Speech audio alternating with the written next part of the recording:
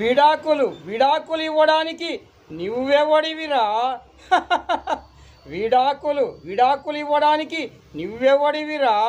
అగ్ని సాక్షిగా పెళ్లి చేసుకున్నాను, వేద మంత్రాలతో పెళ్లి చేసుకున్నాను, బ్రహ్మదేవుడి ముహూర్తంలో పెళ్లి చేసుకున్నాను.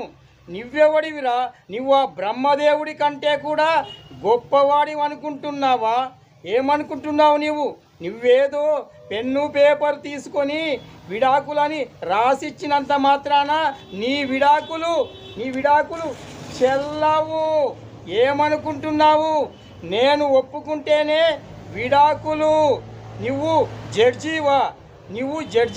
ఇంతకి జడ్జి అంటే న్యాయమూర్తి. ఇదిలో న్యాయం ఉందా?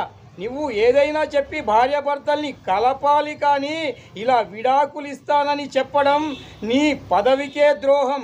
అందుకోసమే నేను చెప్తున్నాను, నువ్వు రాజీనామా చేసి వెళ్ళిపో.